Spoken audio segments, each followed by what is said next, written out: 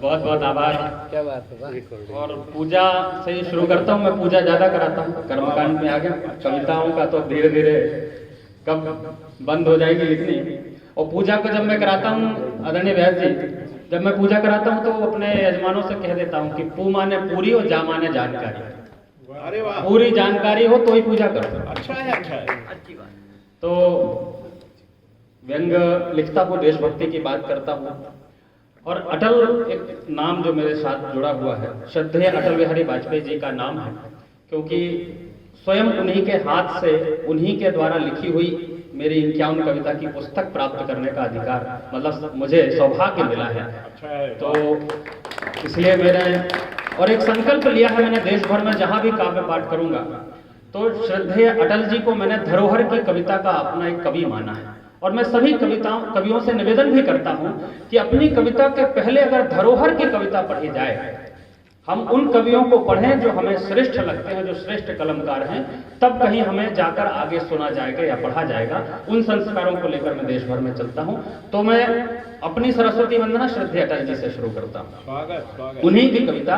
आज अगर वो मोरियाना में अटल बिहारी वाजपेयी जी होते तो अपनी 4 पंक्ति कैसे रखते हैं। अच्छा है। दुनिया का इतिहास पूछता रोम कहाँ, यूनान कहाँ। अरे वाह वाह वाह वाह वाह। आप लोगों ने, कितने लोगों ने अटल जी को सुना मुझे नहीं लगा, लेकिन मैं इस पंक्ति को जरा सुनाना चाह रहा हूँ। ये इतना बड़ा मंच है आज मेरे लिए कि मैं वो कुछ नहीं छोड़ूंगा जो कहीं नहीं सुना पाया, वो आज सुनाऊंगा। इतना बड़ा, इतना समृद्ध मंच है। जैसा आशीष जी ने बताया कि अशोक जी ने कि कॉपी चेक कराने आए, तो मैं भी अपनी चेक करा देता हूँ कि दुनिया का इतिहास पूछता रोम कहाँ, यूनान कहाँ। घर घर में शुभ अग्नि जलाता वह उन्नत ईरान कहाँ। दीप बुझे पश्चिमी गगन के व्याप्त हुआ बरबर अंधियारा। दीप बुझे पश्चिमी गगन के व्याप्त हुआ बरबर अंधियारा। किंतु चीरता तम की छाती चमका हिंदुस्तान हमारा। किंतु चीरता तम की छाती चमका हिंदुस्तान हमारा। बहुत अच्छा है, बहुत अच्छा है। वाह वाह।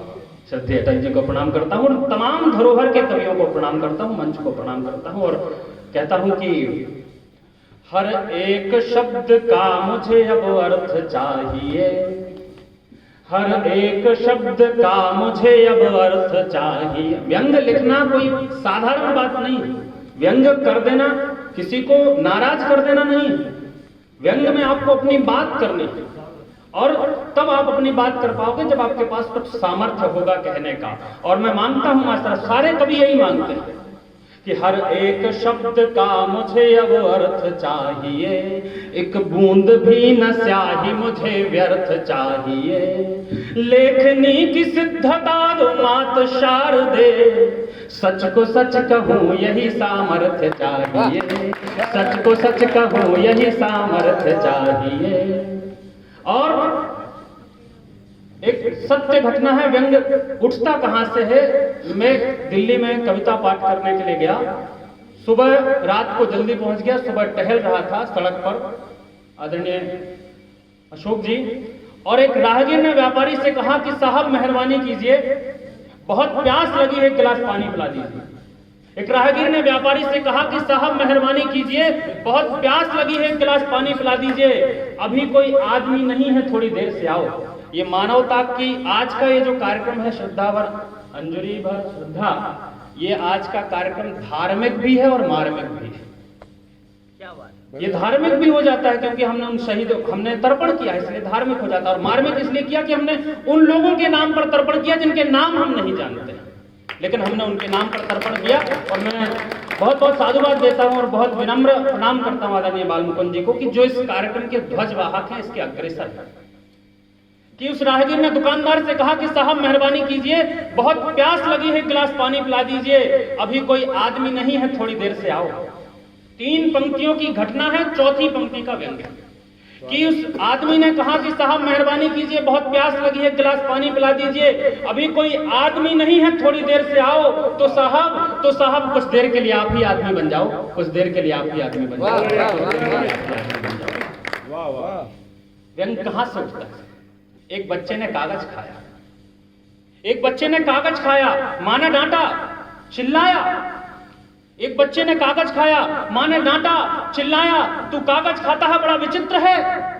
माँ ने डांटा, चिल्लाया, तू कागज खाता है बड़ा विचित्र है। माँ देख कागज पर रोटी का चित्र है। माँ देख कागज पर रोटी का चित्र है। माँ देख कागज पर रोटी का चित्र है। अच्छा व्यंग्य भाई, अच्छा, बहुत अच्छा है, वाह वाह। और जिस देश में मैं रहता हूँ, अच्छा है, वाह वाह। जिस देश में हम ये अंजलि भर श्रद्धा का कार्यक्रम करते हैं, जिस देश में कभी मेरे दादाजी जो आज नहीं है, जिनको आज मैंने तर्पण किया, उनका भी स्मरण मैंने किया। मेरे दादाजी ने मेरे पिताजी से कहा था कि बेटा राम मंदिर बनते हुए तुम देख लेना।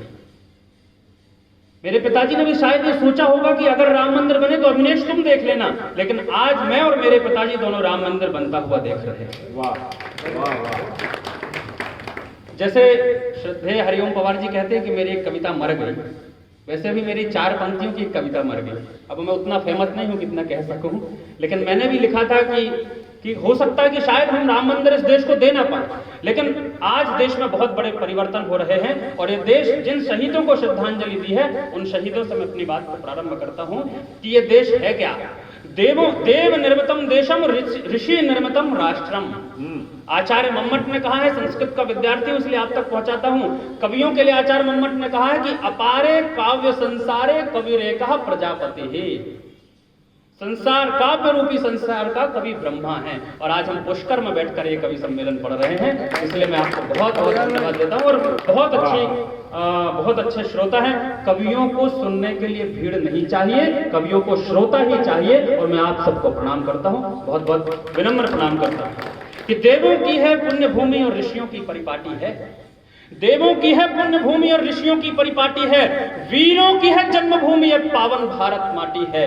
वीरों की है जन्मभूमि, ये पावन भारत माटी है। सीता सावित्री दमयंती नारी का आदर्श रही। सीता, यहां मातृशक्ति विराजमान है, तीनों मातृशक्तियों को समर्पित करता हूं कि सीता सावित्री दमयंती नारी का आदर्श रही। कंठ कंठ को शीतल करती गंगा यमुना सदा वही। पतंजलि और चरक महामुनि जीवन ज्ञान सिखाते हैं। अंतरिक्ष पर कैसे चढ़ना आर्यभट्ट बतलाते हैं। दुनिया जिसको माता कहकर श्रद्धा सुमन चढ़ाती है। वीरों की है जन्मभूमि, यह पावन भारत माटी है। वीरों की है जन्मभूमि, यह पावन भारत माटी है। अच्छा है, अच्छा है, वाह वाह। भरत आज भी खड़ा यहां सिंहों के संखेलन को। भरत आज भी खड़ा यहां सिंहों के संखेलन को। राजस्थान की धरती पर कभी मैंने भी प्रयास किया था। मैं खींचन में, फलौदी के पास खींचन है, वहां एक गुरुकुल है, वहां पढ़ाने के लिए गया था, तो धोरे पर बैठा था और मैंने मां सरस्वती से कहा, मां शारदा से कहा कि कुछ तो राजस्थान के बारे में लिखवा दो। तब मेरी कलम ने, मेरे पास तो उतना सामर्थ्य नहीं है, तब लिखा था कि चेतक रेटा पारी धरती, चेतक रेटा मुझे नहीं पता कि राजस्थानी कितनी है इसमें, लेकिन प्रयास किया कि चेतक रेटा पारी धरती थे भी तो पगधारो सा, राजस्थान पधारो सा, राजस्थान पधारो सा। वाह वाह।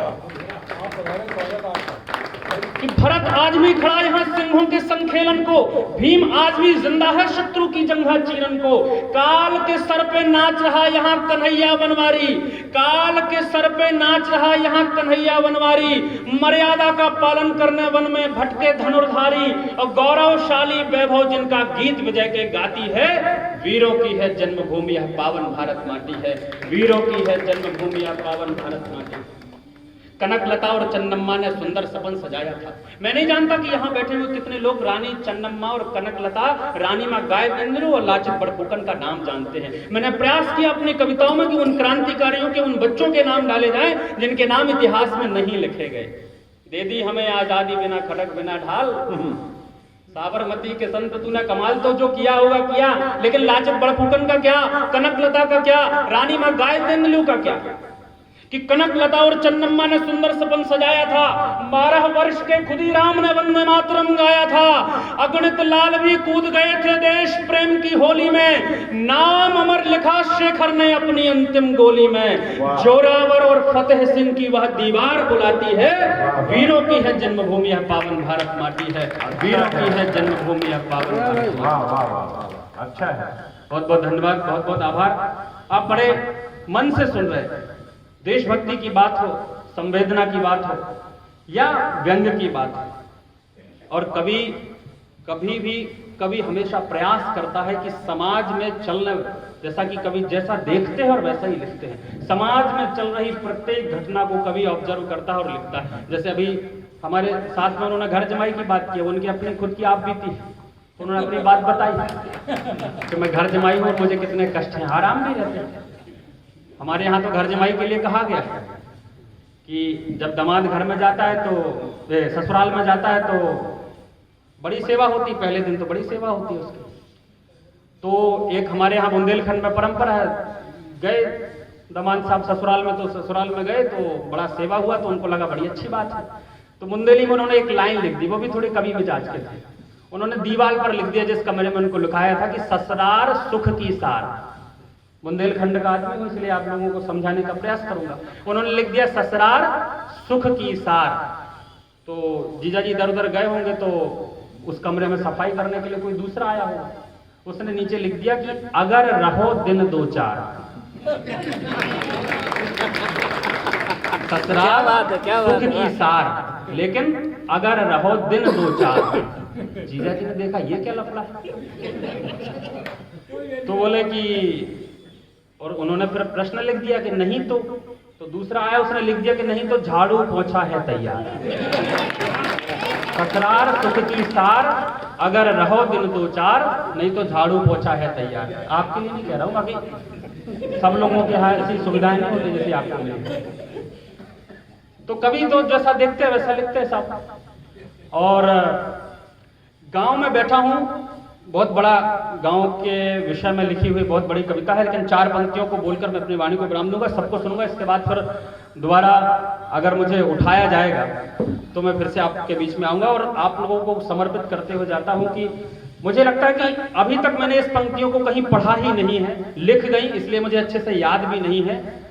अंतिम की 4 पंक्तियां याद है, मैं व्यास जी को बता भी रहा था अभी शाम को, क्योंकि उन्होंने इस बात को छेड़ दिया था और आपको समर्पित करके जा रहा हूं कि बिना ही स्वार्थ के सुख दुख सभी से बांट सकते थे, बिना ही स्वार्थ के सुख दुख सभी से बांट सकते थे, गांव के बड़े बूढ़े हमें सब डांट सकते थे। बिना ही स्वार्थ के सुख दुख सभी से बांट सकते थे, गांव के बड़े बूढ़े। एक बार जोरदार तालियां बजा दीजिए हमारे जो मंच पर विराजमान है, हमसे भी कहीं ऊंचे हैं और मंचस्थ है, इसलिए कि बिना ही स्वार्थ के सुख दुख सभी से बांट सकते थे, गांव के बड़े बूढ़े हमें सब डांट सकते थे। पहनकर नए कपड़े, अब तो बरमूडा पहन के, हाफ पैंट पहन के, हाफ टी शर्ट पहन के लोग हवाई जहाज में यात्रा करते हैं। अब तो कपड़ों की कोई गिनती नहीं रही साहब, कि पहनकर नए कपड़े, साल में एक बार नए एक जोड़ी ड्रेस सिलते थे जब मेला आता था, अभी पुष्कर का मेला लगने वाला है, कि पहनकर नए कपड़े हमने घूमे मेले हैं, हम वो आखिरी पीढ़ी हैं जिसने कंचे खेले हैं, हम वो आखिरी पीढ़ी हैं जिसने कंचे खेले हैं। बहुत बहुत आभार, बहुत बहुत धन्यवाद।